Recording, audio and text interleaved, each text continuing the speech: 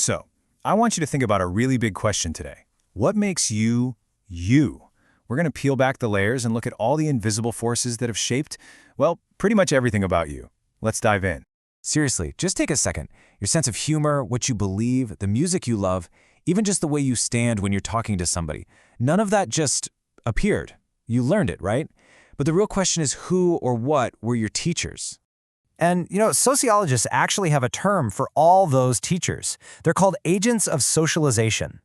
These are all the people and the groups that teach us the unwritten rules of our world.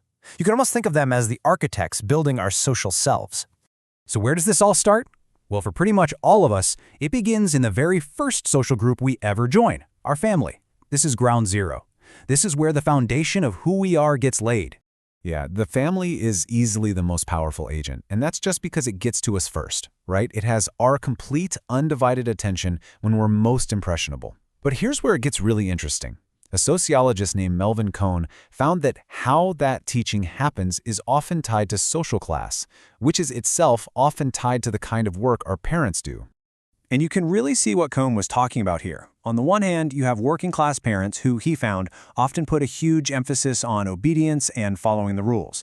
Skills that are super valuable in jobs where you have to follow orders. On the other hand, middle-class parents tended to focus more on developing their kids' creativity and curiosity, skills that really help in careers that require more independent thinking. So right from the start, different kids are getting different toolkits for how the world works. And of course, it's not just our parents. The environment right outside our front door matters a ton. Research shows that the neighborhood a kid grows up in can literally set their path for life. And these days, with so many parents working, daycare has become this huge socializer. A really good one can be amazing, especially for kids from tough home situations. But yeah, there's also a flip side to that. Sooner or later, though, we all have to step outside that inner circle.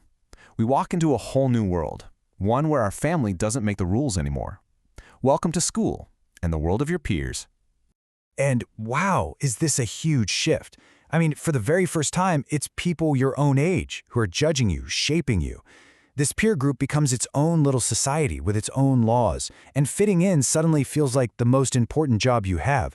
Because, let's be honest, at that age, it kind of is. So, what gets you status in this new world? Well, sociologists Patricia and Peter Adler actually studied this. And for boys, they found it was often about being good at sports, being cool, and being tough. For girls, the social currency was totally different. It was more about your family's reputation, how you looked, and your ability to get attention from boys. These are those powerful, unspoken rules we all had to learn really, really fast. And here's the thing, the pressure to follow those rules is just immense.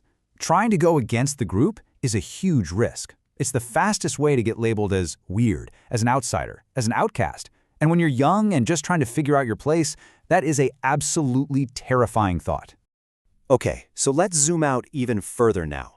Beyond our family, beyond our friends, there are these huge, society-wide forces that are constantly whispering in our ear, telling us who we're supposed to be. Just take religion, for example.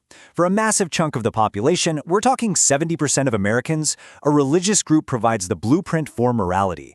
It gives you a code for right and wrong, and it often influences everything from how you dress to how you speak. And it doesn't stop there. Think about being on a sports team. You're not just learning how to play a game, you're learning about discipline, teamwork, and what it means to share a goal. Then you get a job, and your workplace doesn't just teach you how to do a task, it gives you a whole new identity and a new way of seeing the world. So you might be thinking, okay, I get it. I was socialized as a kid, I went through school, I'm pretty much set now, right? Well, not so fast. The story isn't over. Sometimes life throws you a curveball and you have to learn a whole new set of rules. It's a process called resocialization. This happens anytime we step into a totally new environment. You start a demanding new job, you join the military, you become a parent for the first time. Suddenly, you have to learn new norms, new values, new behaviors. And in that process, your old self gets kind of chipped away and reshaped to fit this new role. But then there are times when this whole process gets taken to an absolute extreme.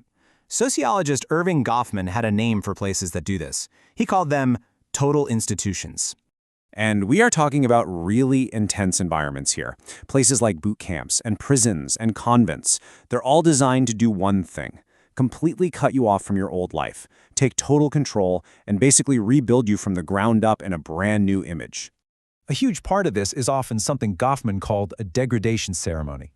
This is where everything that makes you gets systematically stripped away. They might shave your head, take your clothes and give you a uniform, even take your name and give you a number. It's this incredibly powerful, deliberate act of breaking you down before they can build you back up their way. So as we wrap this up, it's pretty clear that getting socialized isn't something that just happens once. It's a lifelong journey of learning and relearning, which kind of brings me to one last question for you to think about. What was the last new rule you had to learn? Maybe a new job, moving to a new city? What did you have to learn, and how did it change, even in just a tiny way, the person you are today?